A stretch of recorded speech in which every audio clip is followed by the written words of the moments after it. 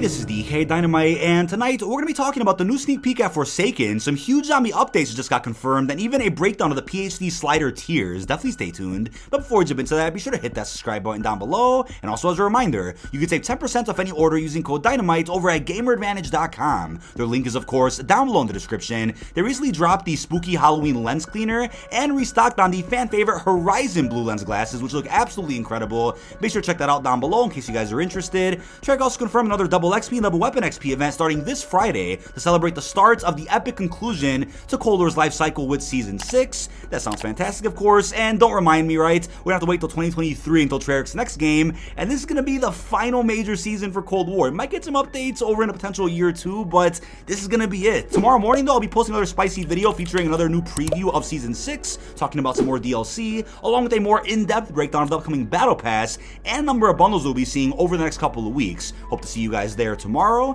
Now, today we also have the official preload for Season 6, which should be live for just about everybody right now who's on a PlayStation. The preload will probably go live for Xbox and PC a good 2 hours from time posting this video, and the update's a little over 20 gigabytes, at least for PS5. It'll be installable tonight at about 12 a.m. Eastern, which is 11 p.m. Central, depending on your time zone. We'll get a glimpse of the main menu changes and a few minor tweaks to the game itself with tonight's install. It won't be anything too major. Usually when we get a preload for a new season, we get early access to the brand new kill streak a day before the new season does start, but since there isn't a new kill streak this time for Season 6, and also another warning for those out there who are unaware of how spicy Twitter and Reddit could be, once PC gets their hands on this preload tonight, a lot of spicy and early material will probably be posted online regarding upcoming multiplayer maps, some zombie spoilers for Foresaken. Be aware of that, be very cautious with what websites you do browse if you are a big fan of Black Ops Cold War and don't want to see any major spoilers. But Treyarch also confirmed the main Easter egg quest does kick off at 10 a.m. Pacific, which is also 12 p.m. Central over on Thursday, October the 7th. Gives everyone plenty of time to learn Foresaken and find some potential side quests for the epic conclusion is unraveled over on Thursday. I personally like this change. It's a bit of a hot take, I guess you can say. People out there debate this quite often, but I think it's fine to release the map and then lock the main quest for less than a day, right? No more than that, maybe 12 hours tops. Give everybody a chance to breathe, maybe try out the map, learn the layout, maybe even hop on multiplayer Warzone, then hop back onto the map shortly after to go ahead and hunt the main quest. I know it's personally frustrating to try to quickly hunt a main quest while learning the map simultaneously. That gets pretty crazy, especially when you're racing against the clock to try to be world's first, even though with Cold War at least, world's first doesn't even matter anymore considering there are no achievements, no proof to even validate that somebody completed an Easter egg first in the world, right? Somebody out there could have beat one, got the cutscene, never posted it, and then who would have ever known, right? That's just the way it works now because of a lack of achievements with DLC Zombies maps. But it was confirmed that tomorrow on Wednesday, probably at around noon, we're going to be getting the Season 6 studio broadcast from Treyarch, which will provide some more early gameplay, another sneak peek at the new content coming to all modes for Cold War, and I'll probably watch that live with you guys as I begin my countdown stream tomorrow evening. We'll do a countdown stream a good hour or two before the season does drop, get some open lobbies going, warm up a little bit, then we'll be playing every single thing possible that does release with Season 6. I'll be doing as many open lobbies as I possibly can with a lot of you guys out there. But we did get another look at Foresaken in the Dark Ether recap video that was posted yesterday. It was hosted by Craig Houston, the legend himself, the writer behind not only classic Zombies modes, but also the current one and going forward with Vanguard as well, right? The absolute legend that is behind some of the god tier writing we've been seeing from Treyarch lately. It got posted yesterday on Treyarch's YouTube channel, and we got a nice view of the loading screen, a little bit of an entrance to a cinema. We have Bubby, who's alive and well, will be over there in Burger Town here in Foresaken. We also got a couple of clips of the RCXD in action, which is going to be a new support weapon. Seems to be a little bit on par with the upgraded Monkey Bomb we had in Black Ops 3 Zombies and even in Firebase Z, and I mean that because this RCXD has this pulse ability, which is capable of killing zombies as you drive by it, while also simultaneously attracting the zombies as well. Very similar to the upgraded red Monkey Bomb that we've had before. Looks like we're also going to be seeing the liquid Atherium very present here in Foresaken, right? It was confirmed that liquid Atherium, which is known as Atheria, was responsible for the creation of the new wonder weapon, the Chrysalax. Now, we do have a new description for the Chrysalax, which says it was forged in the pools of Atheria within the Dark Ether itself. This new multi-function wonder weapon in Foresaken can be acquired through its own in-game quest, as a potential reward in trials, or as a lucky roll at the mystery box. Very similar to the Reiki over in Firebase Z, and also on par with the Cerberus we had in Mauder Toten. As its ancient schematic suggests, this weapon can take two different forms. The first is the Chrysalax Savager, an ethereal axe that can kill multiple zombies in a single swipe and launch a spinning energy blade into the air. Sounds insane. insane. By shifting the hilt into a front grip, the wonder weapon transforms into the Chrysalax Storm, a rapid-fire Dark Ether energy weapon. In this form, shots have a chance to mutate normal zombies into explosive Atherium crystal bombs for some added crowd control. Definitely a really cool ability. Like I mentioned in the previous video that I posted a few days ago, right? It's kind of a reskin nail gun, which I'm totally fine with, right? The nail gun isn't that crazy in Cold War anyway. Not many people use it. So people out there will probably end up complaining about that, which I'm gonna laugh at over in the podcast.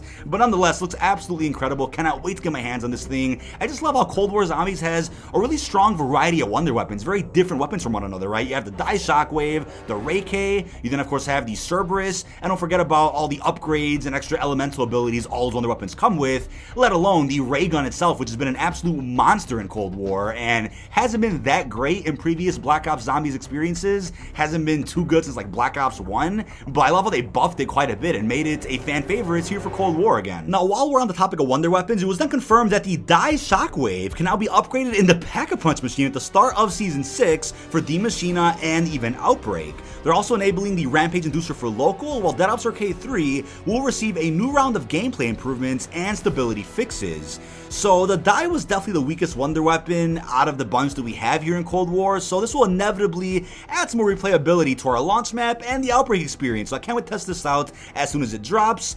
And yeah, it does seem like Foresaken will only have the Chrysalax wonder weapon. It will not give us any extra access to the previous wonder weapons that we had in other zombie maps. And it was a theory, right, that the last DLC map took place in Dark Ether. Maybe they would have gave us access to all the wonder weapons at once, but there is still a possibility at some point before the end of the game's life cycle we get Cerberus support added to Outbreak, maybe even the Chrysalax. I do respect the fact that they're exclusive to their own maps since they're very, again, exclusive to the environments and the areas that they come from, whereas the D.I.E Shockwave and the Ray K are cool and whatnot, but are definitely versatile in the way that they would work easily in Outbreak, right? The Cerberus and the Chrysalax, as it seems, may be so exclusive to the round-based maps that it would be hard for them to code and test those weapons to be fully functional for the big Outbreak mode. Now, we finally got our list of official PhD tier upgrades, and first and foremost, the base ability allows you to slide into enemies, triggering an explosion. The size and damage increase the farther you slide before impact. Now, I have to say, I'm a bit surprised that the base ability for this perk has nothing to do with PhD itself, as we remember from Black Ops 1, Black Ops 2, even Black Ops 4, has to do with just sliding, right? Nothing to do with taking explosive damage or not taking damage when using an explosive item. So that's kind of crazy to me, but skill tier 1 is immunity to environmental damage while sliding. Skill tier 2, increased slide duration. Skill tier 3, immunity to self-inflicted explosive damage. Then skill tier 4, increased slide speed, followed by, last but not least, skill tier 5, falling from a large height will trigger an explosion. The size and damage increase the higher that you fall. Probably best for something like the Duga Array Tower over an Outbreak, a very high level you can get to on the map, and then you just jump straight down and boom, trigger a massive explosion. Can't wait to see how effective that is against someone like Orda or a Panzer, other big enemy types that we have in that mode. Now, Treyarch also said, because you can carry all 10 perks with no limits in Black Ops Cold War, players can combine a maxed out PhD slider with perks like Speed Cola, Juggernog, and Stamin Up to sprint into a slide even faster, stay alive longer after slamming into hordes at high rounds, and survive massive blasts generated by dropping from huge heights. So I did see a few comments from people that were saying they were disappointed with the tier upgrades for PhD, and to me this still sounds overpowered, like a lot of fun for both round-based and Outbreak, but yeah, they maybe could have incorporated some classic OG perk as a tier upgrade for PhD. That might have been cool, but at the same time too, let them experiment more with Call of Duty Vanguard. I'm sure since Vanguard's apparently going to drop with only 5 perks, I'm sure they'll pick the 5 best ones from Cold War and then add in 5 newer ones that aren't in Cold War at all, but maybe some other heavily requested perks that might have been in Black Ops 4 or games before that. Let's see how they end up handling that, but double tap, as a reminder, is not needed in Cold War. It's been proven so many times that based on the numbers and based on the statistics for how much damage you do already in Cold War, double tap just isn't necessary. Maybe it'll be in Vanguard as a replacement, but as of right now, I think the perks they went with for this game definitely make a lot of sense. But we also have confirmation in this blog post today that we have an unprecedented free drop happening on October the 12th, and I quote, "Make sure you are prepared for war." That is a bold way to describe this upcoming free DLC, which to me almost could be anything, right? Could this be the possible Halloween Nuketown map that we discussed in yesterday's video, or is it related to the Not Coming Soon mention that we got in the Foresaken gameplay reveal trailer? Is it something entirely different that will blow all of our minds means, right? The word unprecedented does go a long way, so I'm very curious what this could end up entailing. I mean, let me know your best theories down below in the comments. Is it zombies related? Is it not? Something to do with that mysterious Vanguard pre-order bonus? I'm curious, right? This is going to launch a week before the Haunting event, so is it even Halloween related at all? Definitely a big question mark right now. Now, there was something you may have missed that was written in the patch notes today, which mentions a new Outbreak LTM that is confirmed to launch during the Haunting event. Not sure if it'll drop on the 19th itself when the event begins. It probably will. I'm wondering what the LTM is going to be, though. Right now, we have Outbreak Survival, which is a bit of a spin on the current mode we have. Consider it hardcore Outbreak, if you may, but maybe this Halloween Outbreak LTM will have all the regions feature a night filter similar to Sanatorium to make everything spooky, with maybe some regions having Halloween decorations everywhere. Maybe they could reskin the disciples to become ghosts, give all the zombie pumpkin heads. Not sure what that's going to be, but I definitely think a mysterious Outbreak update is inevitable for Season 6 at some point during the Haunting event or Season 6 Reloaded if that happens, considering that right now on the current roadmap, there is nothing at all that's referring to Outbreak, right? No new objectives, no new regions, nada. So let's see what they end up having planned for Outbreak to kind of say their goodbyes to the current iteration of it. I do believe a new version of it will launch with Vanguard, but it'll probably be a little bit different from the version we're accustomed to right now with this game. But something I went over many months ago is that night filters for all the Outbreak regions do exist, and I brought this up in a video many months ago because it was brought to my attention that there was a way to glitch out of all the holdout objectives within Outbreak no matter what region you were at. And what do you know, if you break out of the holdout itself, and it wasn't intentional, obviously it was a glitch, you're able to see the entire map with a night filter. So if those filters exist, maybe they'll utilize those for this Halloween LTM. I don't see any better time to put those to use. Don't forget, as I mentioned yesterday, we do have some very interesting gaming scoopers who are claiming that more multiplayer and zombies content is on the way during the Haunting event, possibly even beyond that with some bonus remasters.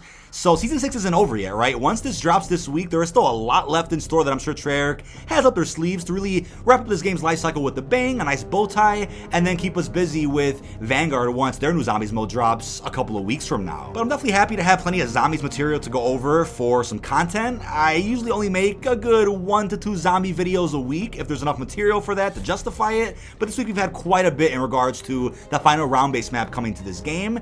Now, I will leave the patch notes that were released today down below in the description if you want to read more in depth about the weapon tuning. I'll give my thoughts on more of that tomorrow. It does seem like the new shotgun coming out will be quite the meta for multiplayer, maybe Warzone, but could even prove to be a little more effective in zombies. But last and definitely not least, since it is zombies focused, we of course have the Zombie Zapper Mastercraft Tracer Pack, which is going to definitely cost 2,400 COD points. Comes with a blueprint for both the Gallo, and I believe that's a C58, as we saw in some other concept art. We got a better glimpse of the bundle artwork itself, which looks absolutely incredible. I did see some questionable comments about this bundle earlier on Twitter and even Reddit, claiming that the Gallo was the wrong choice for the weapon that they're going to showcase in the bundle. I'm like, wait a second, the Gallo is probably one of the best weapons to use, if not the best, over in Cold War Zombies, so isn't it fitting that they give what is arguably going to be one of the better bundles they've ever added to this game to a fan favorite that's been used since launch? I mean, this was definitely the weapon to use for just about almost every main quest here in Zombies, and on top of the C58 is also a pretty effective assault rifle, so